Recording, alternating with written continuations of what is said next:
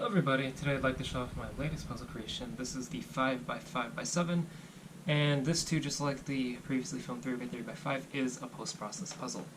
This is made from a MFJS or Meilong, MoU Meilong 7x7. This one is in black. They do still make the standard puzzle in black, unlike with the 8x8 and 9x9, so I have used a black-based puzzle as well. And these are stickered the same way as the 3x3x5 were, with normal shades from Chewy stickers, plus this different grassy green sort of color. I actually forgot what color it is. But to show off those shades,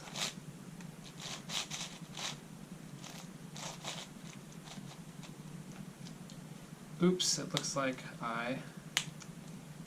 So I glued the center caps down right before this, and it looks like I accidentally glued them to the puzzle. But yeah, there you go. The shades, they look very vibrant, and these shades look great.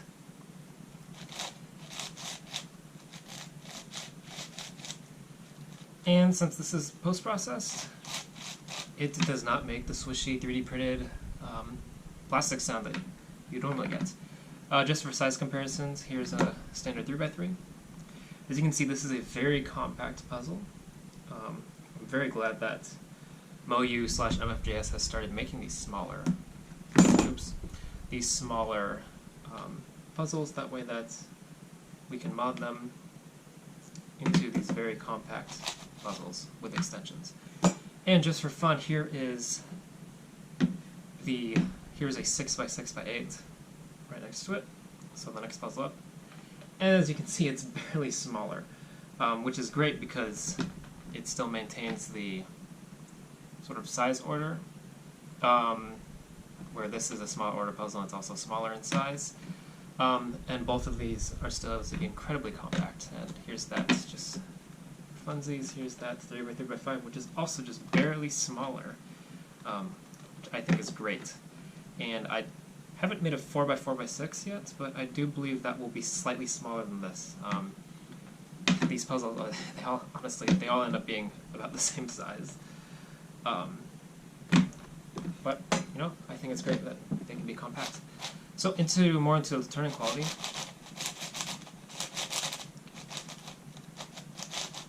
The sound says it all. Let's do another T-perm. And the base puzzle itself, the Meilong 7x7 does turn pretty well. It's not a great speed cube, and this is set tighter than you normally would set your speed cubes, but this is not meant necessarily to be speed cubed, even though you can. More of a cuboid algorithm. I like this center diagonal swap algorithm a lot.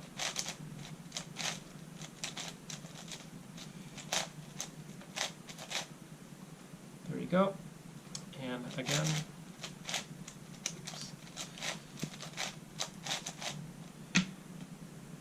and yeah, corner cutting, it is about 1 QB. Can do a little bit more, although I do have this puzzle tightened down because pops tend to be an issue with these puzzles, and they're also very fragile, so putting in pieces after they pop can actually break them. So I have it set tighter that way that doesn't happen. And here is the inner pieces. Yeah, same, it's basically a QB all around. And then if I try to go too far, it just won't go. Yeah, it's not going to pop though. And then of course, more importantly for these bigger puzzles, will it cut through general misalignment? And the answer is yes. It'll do that through all the layers, including the top and bottoms, although there aren't as many layers on these sides to do so with. So yeah, turning quality is pretty good on this puzzle. At this point, I should probably do a full scramble just to show off even more of the turning quality.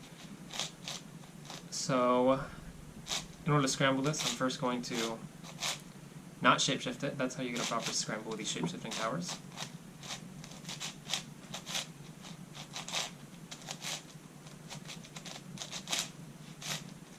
It is a little bit sluggish because I do have it tightened down, but That also means that when it's shapeshifted, it'll be easier to align the layers when pieces are sticking out.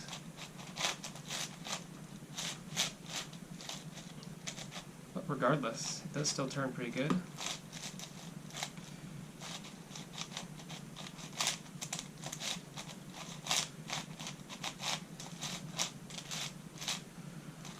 And for this puzzle, I don't actually have any pictures of it, of this new version, fully scrambled, so I'm going to grab a shot of that just really quickly.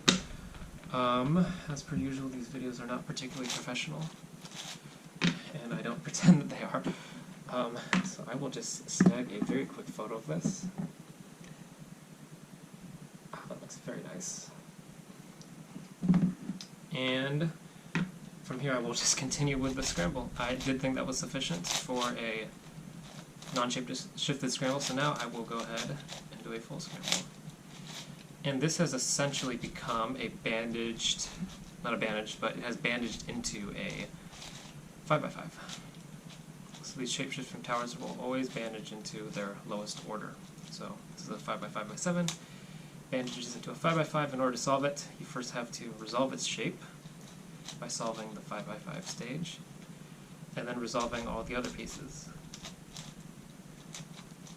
which follows the same cuboid solving strategy as a 3x3x4.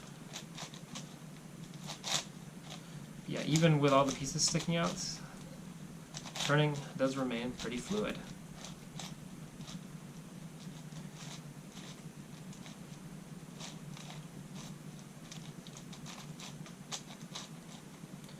And I think that that is a pretty good scramble. Yeah, I will go solve this. Potentially might make a solving video on it, but we shall see. Once again, this is available on my Etsy page when the page goes back up. When I'm not as busy with schoolwork and have more time to put these types of puzzles together. But it will eventually be back up, and that is the end of my demonstration for this post-processed 5x5x7. Thank you all so much for watching, and I will see you in the next video.